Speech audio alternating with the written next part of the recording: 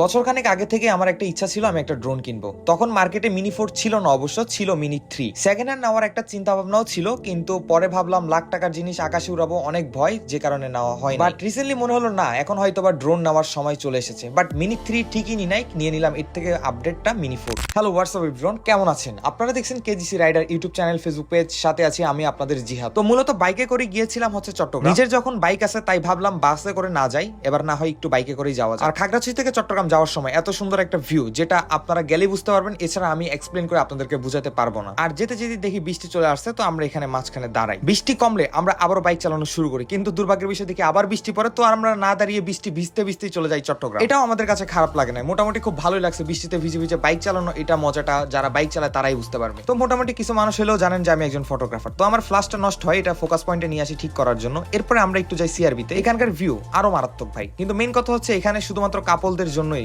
মানে এখানে এসে যেটা বুঝতে পারলাম, মানে আমার মতো সিঙ্গেলদের জন্য এই লোকেশনটা অ্যাভয়েড করা উচিত। আপনি যদি সিঙ্গেল হয়ে থাকেন আপনি প্লিজ অ্যাভয়েড করবেন। যাই হোক, মজা করলো ভাই, বিষয়টা কিন্তু আসলেই বাস্তব। আমার এই হাঁটার ভিডিও দেখার পর আপনারা হয়তো ভাববেন আমি টিকটকার, আসলে আমি টিকটকার না, আমি একজন কন্টেন্ট ক্রিয়েটর। যাই হোক, সিআরবিতে আসার পর বুঝতে পারলাম এটা আসলেই কাপলদের লোকেশন, যেটা এই ফুলগুলো দেখে বোঝা যায়। আসলে সিআরবিতে আমরা ঘুরতে আসি না, আমরা চট্টগ্রাম আসার মূল একটাই কারণ ছিল, সেটা হচ্ছে আমার ছোট একটা খেলনা কেনার জন্য। হ্যাঁ, এই হচ্ছে ভাই আমার সেই খেলনা। মানে বিশ্বাস করেন ভাই, আমি যখন এই ভিডিওটা বানাচ্ছিলাম না, এবং আমার এই ড্রোনটা আমার মা দেখে বলতেছে এটা যদি আমাকে 500 টাকা দেয় তাও আমি কিনবো না, কিন্তু আমি এই ড্রোনটা 1,20,000 টাকা দিয়ে কিনছি।